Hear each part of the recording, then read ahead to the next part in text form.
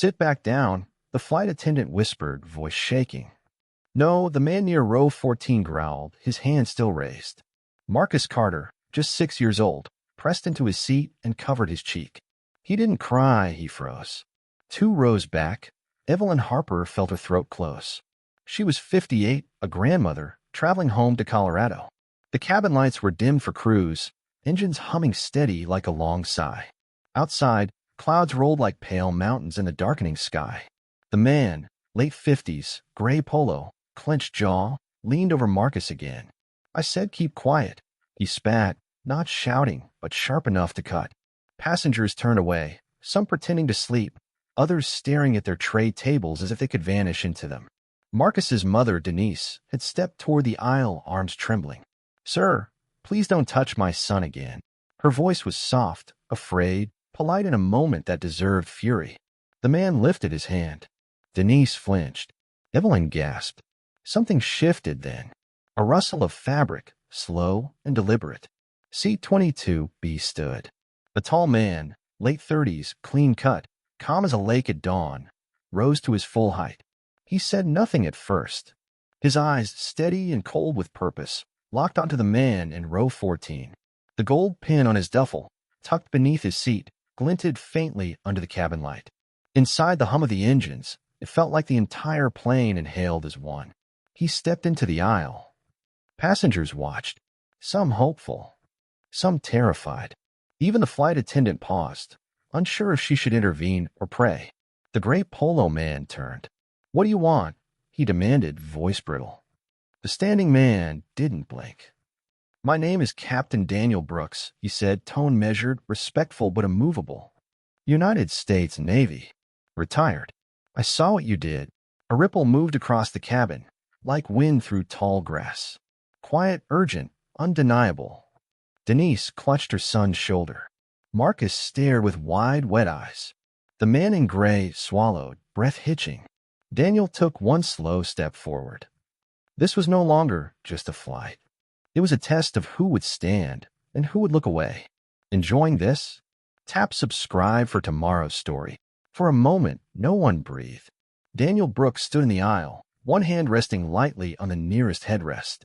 He didn't puff up his chest. He didn't raise his voice. He simply occupied the space, calm and unshakable, like someone who had stood between danger and the innocent many times before. "Sir," he said to the man in the gray polo, "step back from the child." The engines hummed steadily beneath them, a low vibration through the floor, like a quiet warning drum. The overhead light cast a pale circle over Marcus and his mother, as if the cabin itself had chosen them as the center of this moment. The man sneered. "He was kicking my seat," he muttered. "Somebody had to teach him. You do not touch a child," Daniel cut in, still calm. "Ever. That lesson is over." 2 rows behind Daniel, Evelyn Harper clutched the silver locket at her neck. Inside it were tiny pictures of her grandsons back in Denver. She thought of their soft cheeks, their trust. Her stomach rolled. The flight attendant, a woman in her early 30s with tired eyes and a neat bun, stepped toward them. Her name tag read Laura.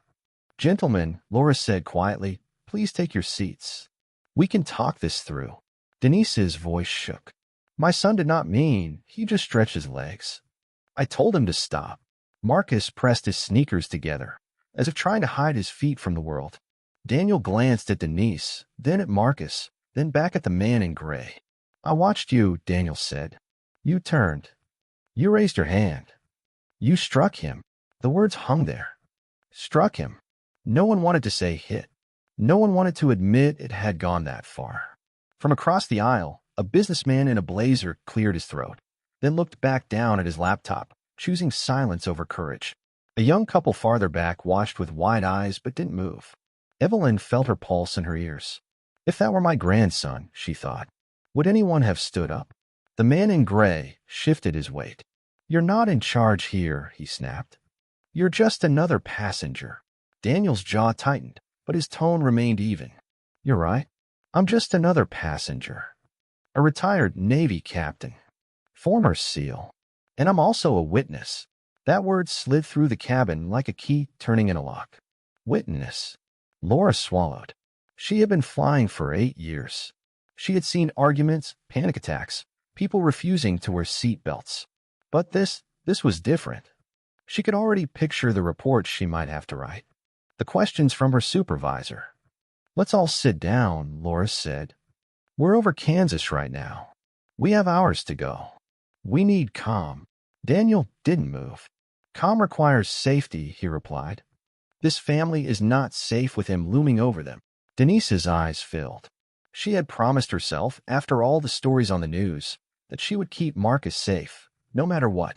She had chosen a midday flight, a major airline, a seat close to the front. She had done everything right. Yet here she was, gripping her son's shoulder on a plane full of strangers who mostly stared at their screens. "Sir," Daniel said one more time, "step away from the boy and sit down." The man in gray looked around, searching for support, like someone expecting a crowd to nod with him. He met only a sea of eyes that quickly dropped. His lips curled. "You want to make me soldier?" he said. Daniel's gaze did not waver. And somewhere near the front of the plane, a quiet ding sounded as a call button lit up. Someone had finally decided this was too big to ignore. Laura's radio crackled at her hip, soft, urgent. A voice from the front cabin whispered, "Report from row 14. Possible assault. Captain notified." Heads lifted across the aisle. A few phones hovered, not quite recording, but ready. Silence thickened like fog. The plane continued forward, slicing through blue sky, but inside time seemed to slow. Daniel spoke first. "No one has to be hurt today. Just sit down. Now." The man in gray, later identified as Victor Hayes by the boarding manifest, tensed like a coiled spring. His voice, low but dripping with hostility, filled the narrow space. "You're all acting like I'm the problem," Victor hissed. "Kids these days, no discipline, no respect. And parents like you." He pointed toward Denise with two fingers, sharp as accusation. "You let them run wild." Denise pulled Marcus close, shielding him with her arms. "He's a child," she whispered. "He was tired. He moved. That's all." Marcus's small voice broke through for the first time. "I'm sorry. I didn't mean to kick." His apology, soft, undeserved, hung in the air like a paper crane, delicate and heartbreaking. Evelyn felt her nails dig into her palm. That voice, the same kind her grandson used when he broke a glass he was too small to hold. Gentle, hopeful, wanting love instead of anger. She unbuckled her seatbelt. Slowly, trembling slightly, the grandmother stepped into the aisle beside Daniel. "I saw him too," she said. "Clear as day." Daniel glanced at her. Quick gratitude, quiet strength exchanged without a word. Two passengers became witnesses. Victor's jaw twitched. "You people should mind your own business." "This is our business," Evelyn replied, breath thin but steady. "Every person here shares this air, this space. No one gets to hurt a child and expect silence." Laura's hand hovered near Daniel's elbow, not touching, but close. "The captain is aware," she murmured. "We may need to consider diversion if this escalates." Daniel nodded once. "Then let's not escalate." "Victor, sit down. We'll let authorities handle this when we land." That name, the one he had hoped no one knew yet, hit Victor differently. His brows jumped, shock flickering like static. "How do they know who I am?" Laura answered for him. "I took note when we boarded." "You were agitated then, too." Another passenger, middle-aged, baseball cap, aisle seat, cleared his throat. "She's right. You snapped at me for taking too long with my bag."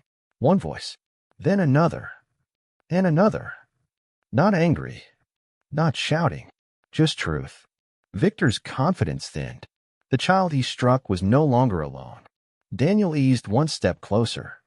Not threatening. Controlled. Entirely balanced. "Please," he said. "Choose the better road."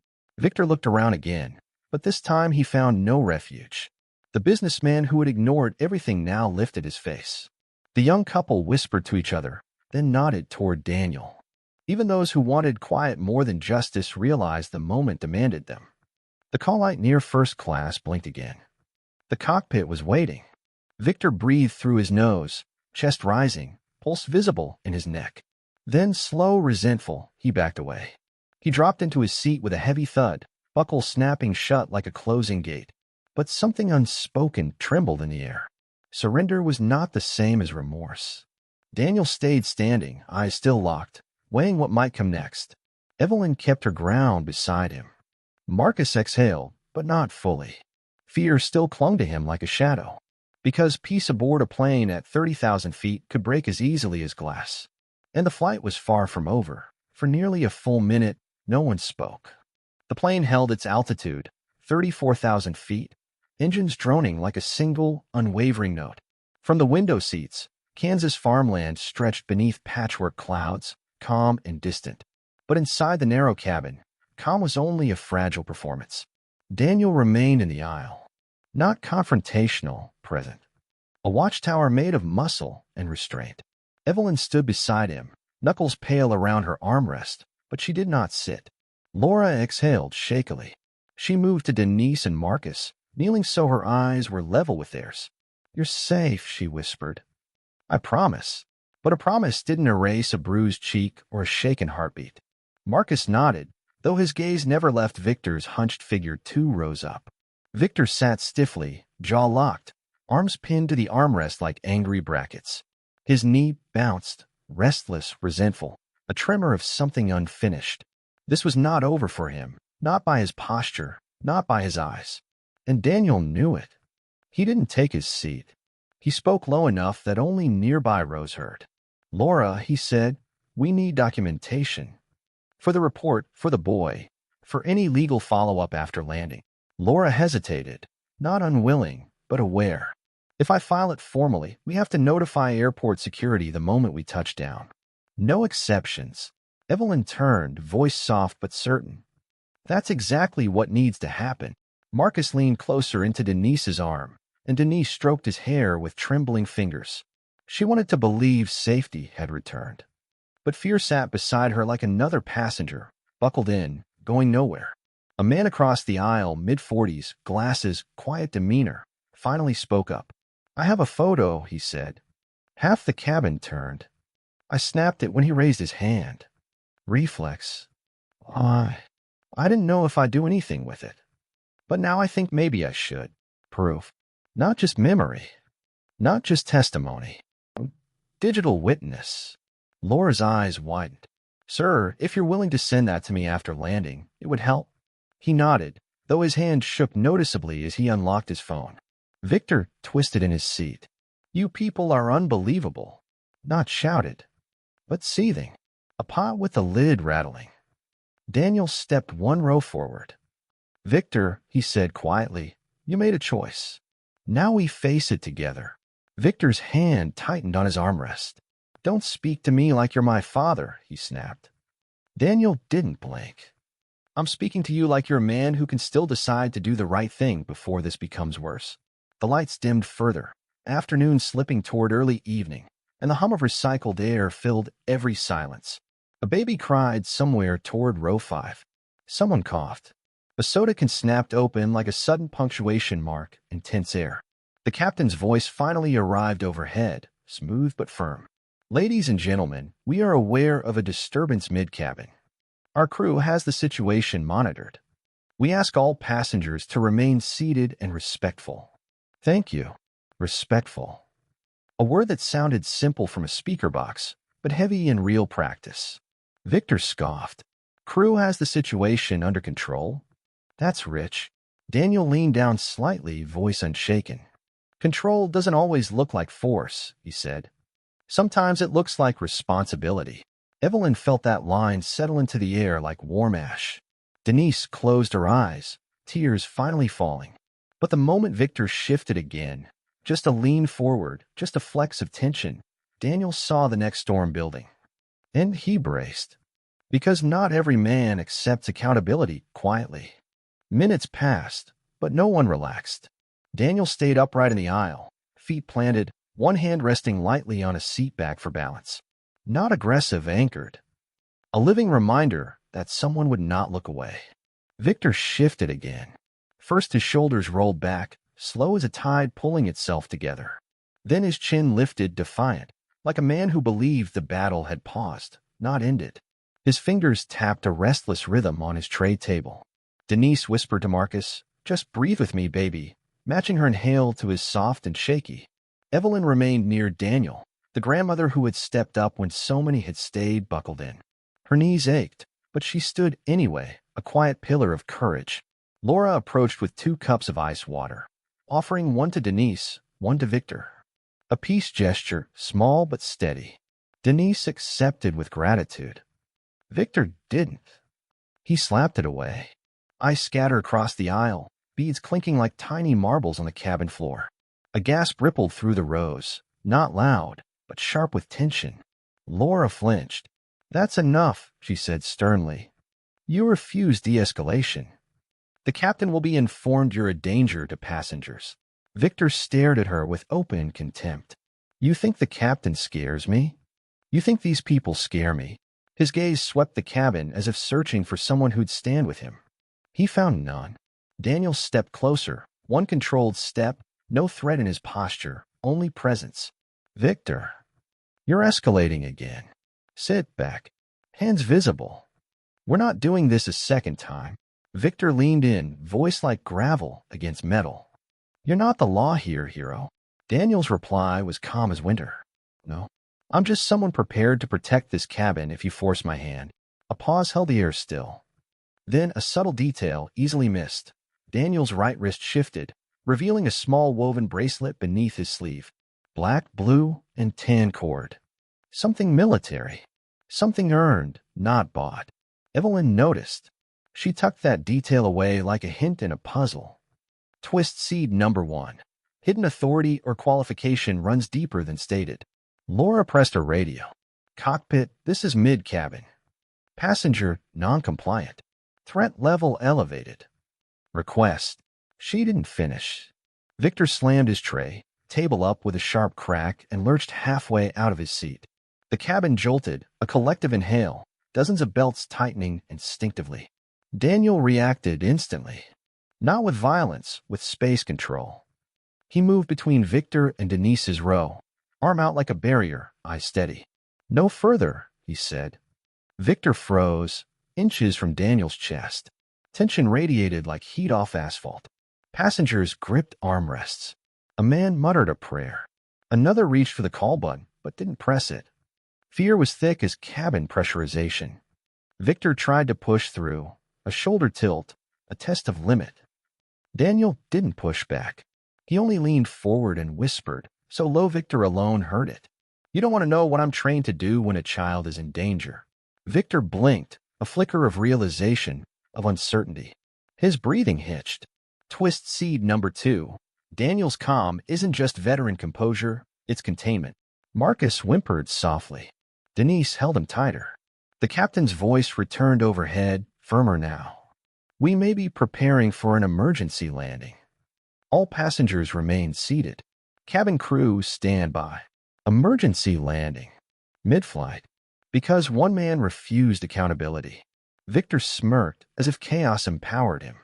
But Daniel's eyes sharpened, like steel focusing light to a blade.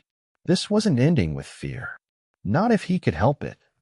Not if courage had anything to say. The announcement changed everything. Emergency landing. 3 words that rattled the cabin like sudden turbulence.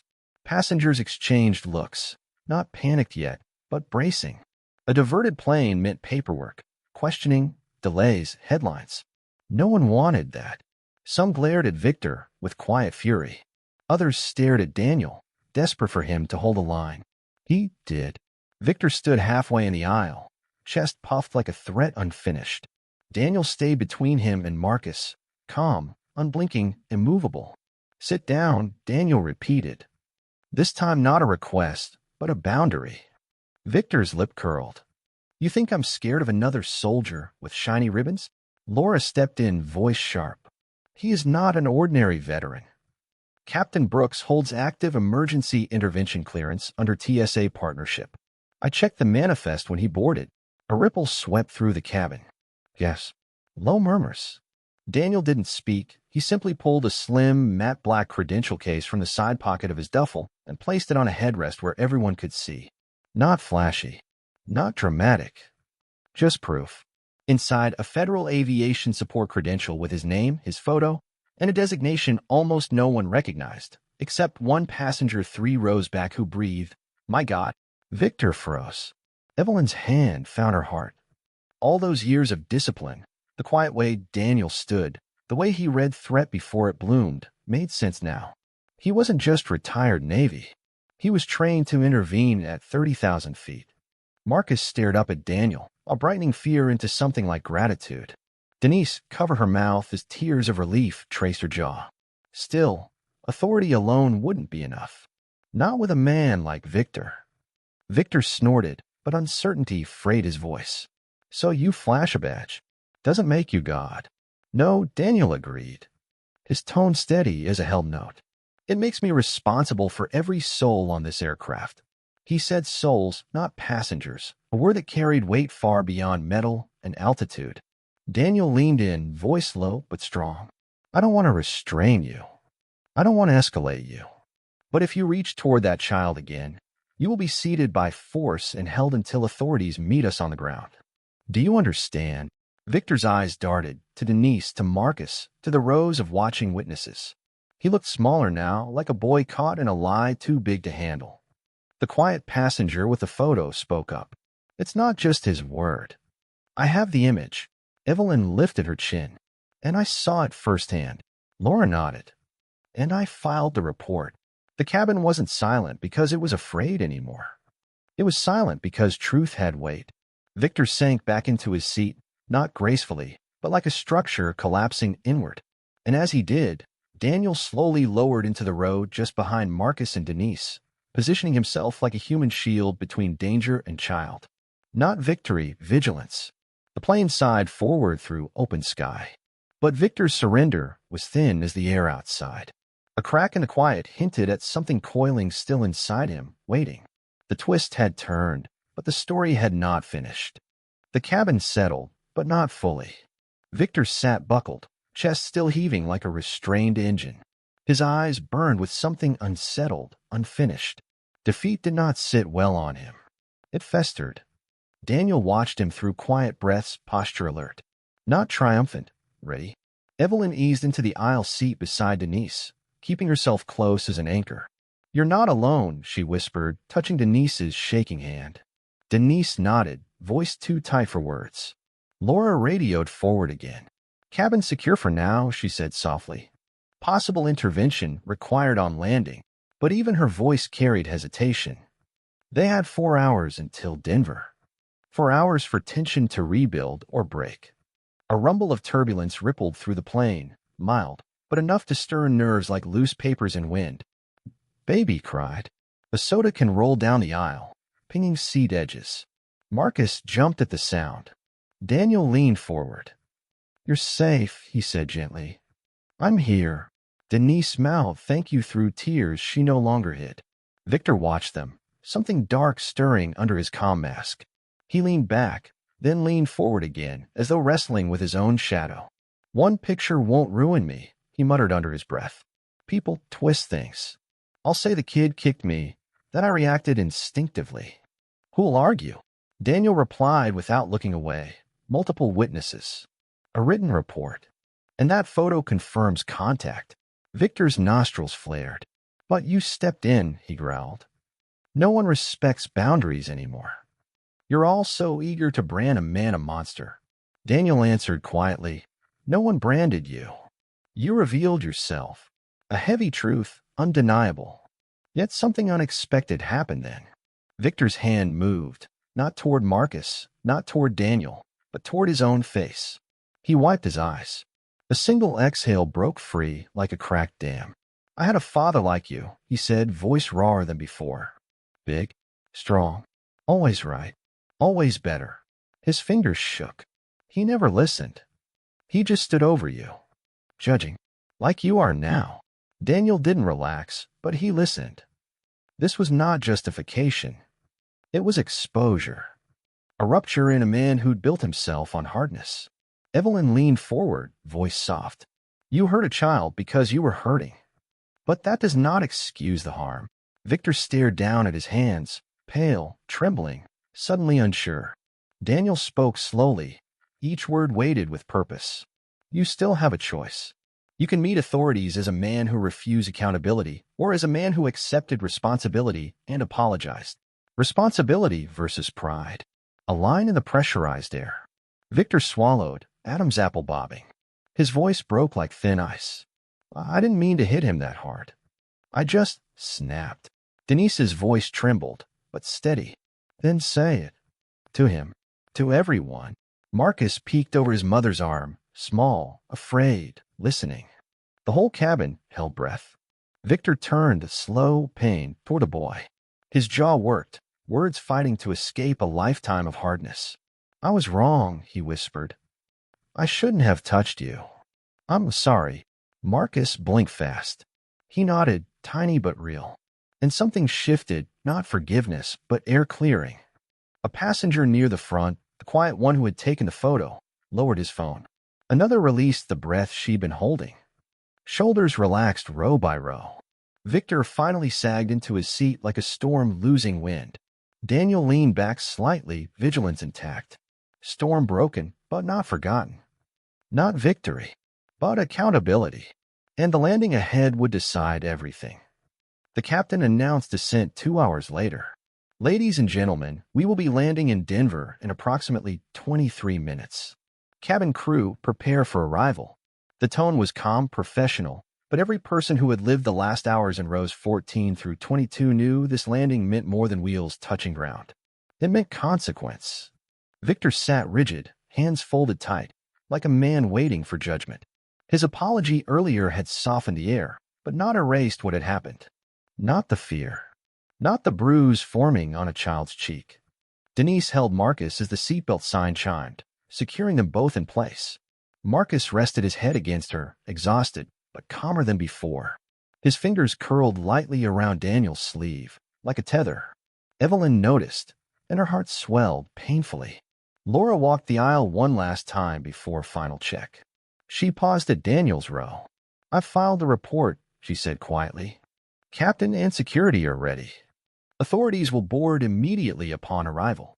Daniel nodded. I'll remain seated unless the situation breaks again. What you did, Laura's voice cracked, then steadied. You may have prevented this from becoming much worse. Daniel didn't accept praise. He only replied, anyone could have and should have. Those nearby felt the sting of that truth. Some passengers had looked away. Some had stared at screens. Some had waited for someone else to stand. Regret settled in the cabin like dust. Evelyn turned to Daniel, voice warm but heavy. You stood when others hesitated. That matters. Daniel looked forward, eyes distant. You never know when standing up costs more than sitting down, he said. But you stand anyway. The wheels thudded against the runway, firm, decisive. A ripple of tension passed through the cabin as reverse thrust roared. Some passengers closed their eyes. Others exhaled like the plane itself. The moment they slowed to taxi, 2 uniformed airport police appeared at the front door before it even opened fully. Their presence, calm, authoritative, inevitable, sent a fresh hush down the rows. Victor swallowed hard. No rage this time. No threats. Just consequence. Laura spoke first. Row 14. Passenger Victor Hayes. Please remain seated until escorted. Victor looked at Marcus, then Denise, then Daniel. His voice barely rose above the drone of engines. I'm not asking you to forgive me, he said. Just, I'm sorry. Not an excuse. Not defiance. A final surrender. The officers reached his row. Sir, you'll need to come with us, one said. Victor nodded, stood slowly, and placed his wrists together, not demanded, but offered. A soft click of cuffs followed. Not violent. Procedural. Marcus watched, eyes wide, not vengeful, but processing what justice looked like when handled with dignity. As Victor was led away, Evelyn whispered to Denise, You protected your son. You didn't have to shout to be strong. Denise's tears were quiet, released like rain after held storms. Daniel remained seated until the aisle cleared. His calm presence still shielded Marcus, even in resolution. Passengers filed out slowly, many brushing Denise's shoulder, offering soft words, gentle nods. One slipped a small stuffed airplane into Marcus's hand. Outside the window, Victor stepped into the waiting security vehicle. Head bowed, stepped slow. Accountability had landed with them. But closure would come next. The moment they stepped off the jet bridge, the world felt bigger again. Air thicker. Noise wider. No more aisle walls or overhead hum confining breath. Denver International greeted them with polished floors, distant announcements, rolling suitcases, and the scent of coffee drifting like calm after storm. Security officers spoke with Denise at a quiet terminal bench. Marcus sat beside her, holding the toy airplane another passenger had left, fingers tracing wings like tiny prayers. His cheek showed the faint remnant of a hand that had no right to touch him. Daniel stood a respectful distance away while paperwork finished, giving them space but remaining present, guardian even without duty. Evelyn joined him, clutching her locket. "You didn't just protect a boy," she murmured. "You reminded a plane full of people that courage is still a choice." Daniel gave a slow breath, eyes on Marcus. Courage isn't always loud. Sometimes it's a grandmother stepping into an aisle. Evelyn smiled, small, grateful, humbled. A supervising officer returned paperwork to Denise. "We'll continue the investigation. Your son will not carry this alone. Thank you for cooperating." Denise nodded, voice steady for the first time since altitude. "Thank you for taking this seriously." Marcus looked up, fragile but curious. "Can we go home now, Mommy?" "We can," she answered, voice warm but cracked. She squeezed his hand gently. "We will." Daniel approached then, slow, careful, not to intrude but to offer presence. Denise stood to meet him. "You changed everything today," she said softly. Daniel shook his head. "No. You protected your son every moment. I just filled the space where others hesitated." Denise exhaled, relief layered with gratitude. "I want Marcus to grow up knowing there are people like you." Daniel kneeled to eye level with the boy. "You were brave," he said. "Bravery isn't about not being scared. It's about breathing through fear and holding on to what's right." Marcus nodded, clutching the toy plane. "Thank you for helping us," he whispered. Daniel smiled, gentle, grounded. "You helped too. You spoke. That takes courage." Evelyn's hand trembled against her locket. "I hope this moment lives in him longer than the fear," she whispered. Denise wiped Marcus's face. "It will." Because kindness answered cruelty, passengers from the flight passed by occasionally, pausing to offer Denise a brush of the hand, Evelyn a nod of respect, or Daniel a quiet thank you. Some avoided eye contact, regretful, reflective, humbled by what they didn't do when they could have. Courage had been contagious. Silence, too. Everyone carried something away. When security cleared Denise and Marcus to leave, Daniel escorted them toward baggage claim, not because he needed to, but because walking away together felt like healing in motion. They paused before parting. Denise swallowed emotion. "If you ever come through Atlanta, our door's open." Daniel nodded. "I might." Not a promise, a possibility. Marcus lifted his toy plane toward him like an offering. "For you. So you remember?" Daniel shook his head gently and closed the child's hand back around it. "No, buddy. You keep it. So you remember you were worth protecting." The airport world moved around them. Footsteps, announcements, normal life. Inside that moment, something new had begun. Snow dusted Denver like a soft memory that winter. Evelyn walked slowly through Centennial Park, boots crunching gently across frozen grass. Her breath puffed white in the air, a visible rhythm. 3 months had passed since the flight. 3 months since a cabin in the sky had become a crucible for courage. She paused beneath a line of bare oaks. Sunlight glinted off a small playground nearby, swings creaking, children bundled in puffy coats, laughter riding wind like color. Then she saw them. Denise, scarf wrapped high around her neck, pushing Marcus gently on the swing. Marcus, taller now, more confident in the way he sat upright and gripped the chains, wearing a blue jacket and smiling into open winter air. His cheek bore no mark. His joy bore no shadow. Evelyn approached, heart warming through the cold. "Look who's here," Denise called softly, waving with a mittened hand. Marcus hopped off the swing and ran toward her, not timidly, but with light under his feet. "You came." "I promised myself I would," Evelyn replied, kneeling to link her hands in his. "I wanted to see how you were flying these days." Marcus grinned and pulled something from his coat pocket, the same toy airplane from the flight. The wings slightly scratched now, edges worn from 3 months of pockets and playgrounds. A survivor's talisman. "I still have it," he said proudly. Mom said I should keep it because I was brave, and because somebody stood up for me. Evelyn's eyes softened. She brushed his cheek gently with her thumb. Somebody did. And you stood too, by speaking. By walking through fear and out the other side.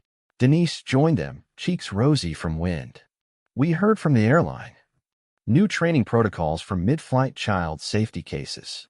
More crew authority to separate passengers immediately when harm occurs. Evelyn exhaled a slow, fulfilled breath. That's change. Real change. And Victor, she asked carefully. Denise nodded. Community service. Mandatory counseling. He wrote us a letter. Not perfect, but truthful. He's learning. Maybe the pain opened a door instead of closing one. Evelyn's gaze drifted to the horizon, where sunlight turned snow to glitter. A figure approached across the park path. Tall, calm, familiar in posture and pace. Daniel Brooks, wool coat, duffel strap across one shoulder, the same woven bracelet peeking from his sleeve. Not heroic in entrance, ordinary in the most extraordinary way. Marcus sprinted toward him, small boots flinging snow. Daniel knelt to catch him, steady and warm. You still flying high, Captain Marcus? He asked. Marcus nodded vigorously. I'm not scared anymore. Daniel's eyes softened with pride, gentle earned. Evelyn, Denise, Marcus, and Daniel walked together toward a bench. Snow fell softer now, like forgiveness settling over the world. They spoke of books, of school, of small things that built better days. No cabin walls, no turbulence, no raised fists, just winter sun, new strength, and the hum of life continuing. Courage had not been a moment. It had become a pattern. And somewhere overhead, a plane crossed the cold blue sky, not a threat, but a reminder. When one person stands, others learn they can too. Andy, thanks for watching.